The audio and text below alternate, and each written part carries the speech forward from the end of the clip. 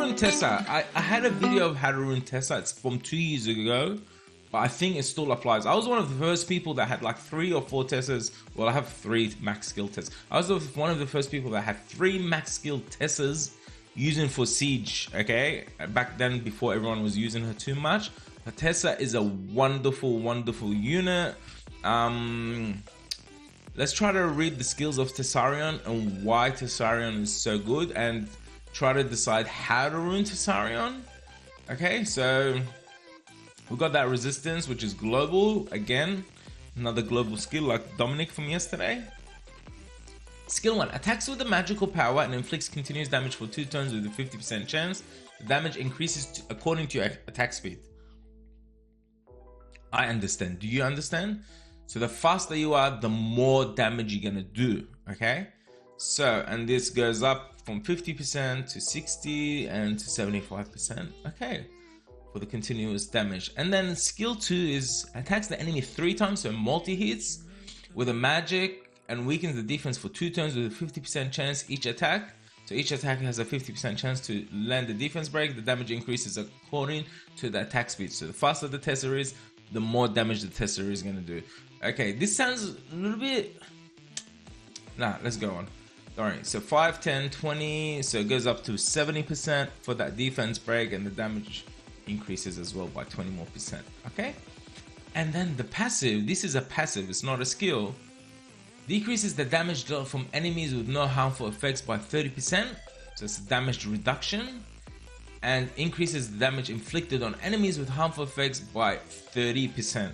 Makes an enemy boss monsters excluded oblivious for 2 turns with each attack. Passive skills aren't activated during oblivion. So you can oblivion a monster like Darian, you can oblivion a monster like Molly, Tianglang, Nana, etc. like that. So if you oblivion Nana, if you oblivion Tianglang, Tianglang's passive doesn't work, Nana's passive doesn't work. Even if she has 2 stacks and she has oblivion and you kill another unit, they're not coming back because it's oblivious.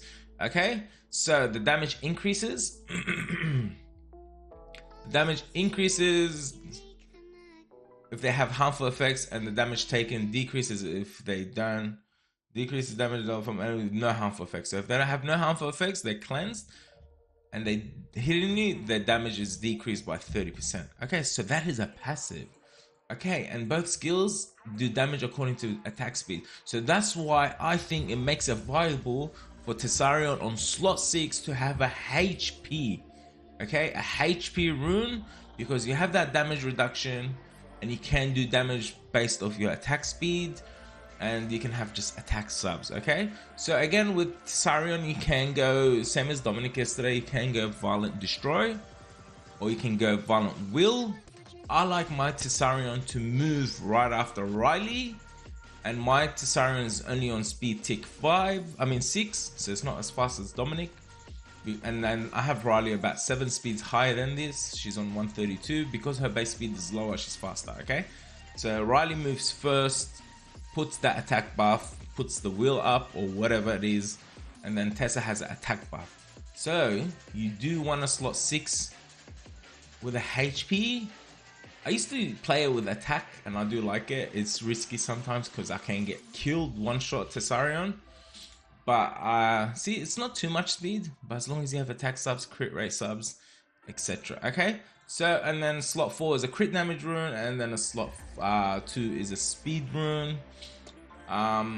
If you can make it to speed tick 6 by using a slot 2 attack or a slot 2 HP that has a good substat of speed and crit rate and attack, you can use that if you want, but this is the easy way around this. We've got speed, attack, HP, defense, crit rate, and then crit damage with crit rate and HP. I want it to be survivable. I want my Tesarion to survive. Okay, and we've got the HP on slot 6, and then we've got the attack subs. So these are all from attack subs, 1000. Okay, so you don't have to go that high because my rolls are pretty high. Not high, but like grinded high a little bit. But even if it's low, it doesn't matter. You can go faster for more damage, but I think he still does good damage. It's a he, right? Don't start this in the comments. He still does good damage.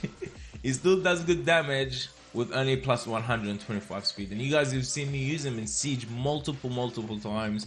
He takes a few hits, sometimes he survives, sometimes he doesn't. It's just you and your luck, but in most cases he survives, and in most cases does some serious damage, even against Tiang Langs. I put Oblivion on Nana, it still lands, and etc. So the substats you want to be focusing on, honestly, okay, you want the speed, crit damage, HP. You do want HP substats, attack substats, crit rate substats, okay, and then accuracy. Okay, so let's have a look here. So the most important one for me, I think, is crit rate. You want to get that crit rate high. You want to aim at 85%, around there, give or take around 85%. Crit damage doesn't have to be too high. We're not focusing on too many crit damage subs, but I think just a slot 4, and if you get any substats extra, it's good enough. Resistance is a lie, it's fake. I played this guy with the resistance lead. He gets defense broken and every single debuff lands, okay? But I do only have 15%, so maybe that's why it lands everything. So that's not even that high.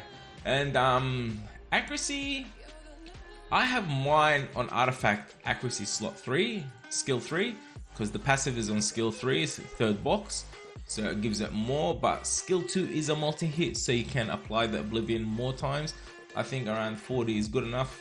You choose if you want, but again, you want to focus on crit rate, you want to get it near 85, you want to focus on HP, you want to focus on attack substats, and you want to get that speed as well, and get to this where it is. So for artifacts, honestly, you want to, like on the team you're taking it against, you're fighting, if you're fighting a Perna or if you're fighting a Miles, you want to go damage taken from fire or damage taken from water if it's in Siege, or if you want to, if your Tessa's tanky enough and you have a Riley, you're gonna get an attack buff.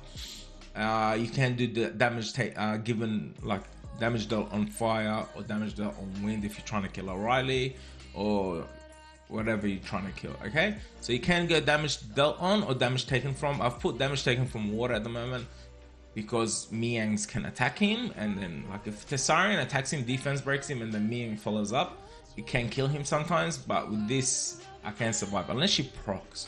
Okay, unless she procs. And then for skill 3, I mean the next artifact, we have skill 3 accuracy, skill 1 crit damage, and also skill 1 accuracy. It can land those speed proportional to lost HP. Okay, but mainly is that skill 3 accuracy, okay, and the skill 1 crit damage. I do like that because his skill 1 scales on speed.